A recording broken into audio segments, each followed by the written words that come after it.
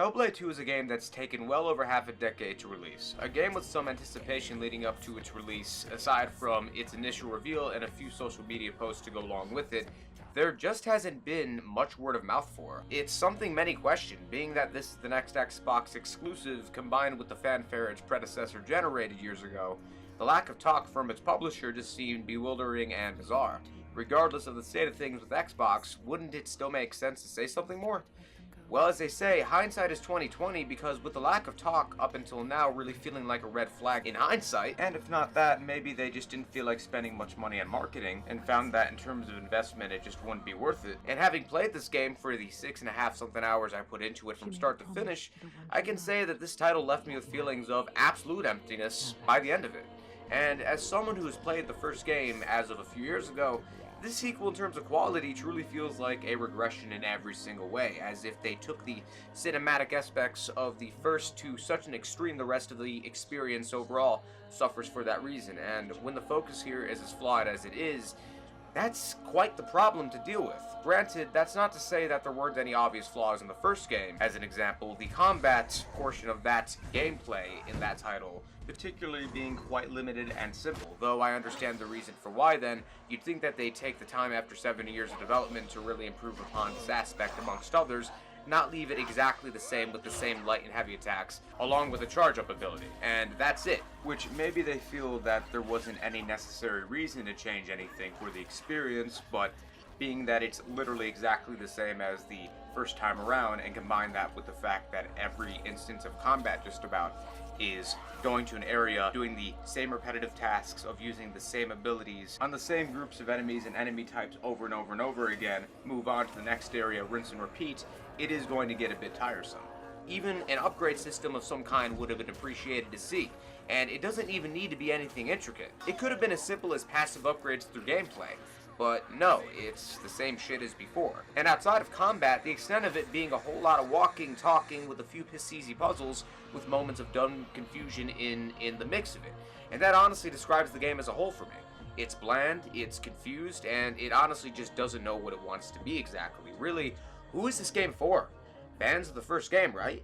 Except the problem here is how dull the story is, for which I can't see a reason to care about the narrative presented. And it doesn't help when the sequel feels as seemingly disconnected as it is from the first one. Speaking of, it starts at some point after the first, with Senua being held captive on a slave ship, surviving a wreck involving the ship, proceeding to travel with the slaver of the ship who Senua kidnaps in return amongst all this, then leaving him alive tied next to a bridge because of his importance later in the story, chained up, in the process of this showing him how he likes being held captive instead of the other way around. This is followed by meeting this other dude joining the party, the slaver coming back to the story and becoming an eventual ally, the power of friendship and half-baked character development. Because within the span of a few hours, we're supposed to now care about the guy that was attempting to sell us off, leading everyone traveling for a bit through all the puzzles and walking, which again, there's a lot of.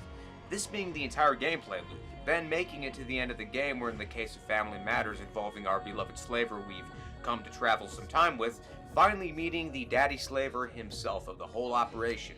Oh yeah, there's also Giant to kill in the game, and by that I mean running around while the cinematics do the rest of the work for you. Throw a bit of Psychosis into the mix as well, and all this tied into a story I was just bored with and couldn't wait to be done with by the end of it. And it doesn't help when these Psychosis bits themselves involving the voices in your head really don't add anything to the experience at all, they're just there to be grating. I even changed the difficulty to easy because of how much I wanted it to be done, and this whole experience was already a cakewalk as is, so take that as you will. And let me preface by saying, I understand what they were going for, I do, but the problem is that it's just a total slog. Look, I love cinematic story-focused games. I love a good story especially. The problem here is that the story just isn't good. Nothing presented here is worth remembering, and the characters just aren't worth being invested into, which that element alone can really make or break a story, specifically if that's going to be the focus. Then in that case, it's got to be better, and even then, it has to be so much more. Because sadly, presentation, art style, visuals, incredible graphical fidelity, and being technically great overall can only take what feels more like a tech demo so far. It feels like a step back when I wish it were the opposite, in fact. And that's not to say that 6-something hours is inherently bad either, because it's not necessarily about the time itself, but more so how you use it. And after well over half a decade of waiting, it makes me curious as to what went on behind the scenes here, because sadly, the time used for execution results in disappointment with the potential to be so much more. But instead, every stereotype regarding PlayStation exclusives being movies you play through, those criticisms here applying to a total T. How ironic, if we're being completely real here. And that's not to say it's a terrible experience, which even calling it good is a real struggle. I think it's pretty bad all in all, actually, and for all my criticism of it, I can't recommend playing it. And that's unfortunate because I really wanted to like this one. But if there's one thing I've learned about games taking several years to be worked on, it's that it's not just about having enough delays to make it good eventually. It's also about how you properly utilize that time in a good way as well. Speaking of good things, you know what would be good for me? That's right, following me on Twitter along with Instagram, because I'm active on both those platforms. As well as subscribing to my YouTube channel with all notifications enabled too, if you haven't already. But with that being said, that's my thoughts on the game. What did you think about it? Leave your thoughts in the comment section below, and I'll see you all for the next video, or whatever the piece of content is. Until then, I'm out. Later.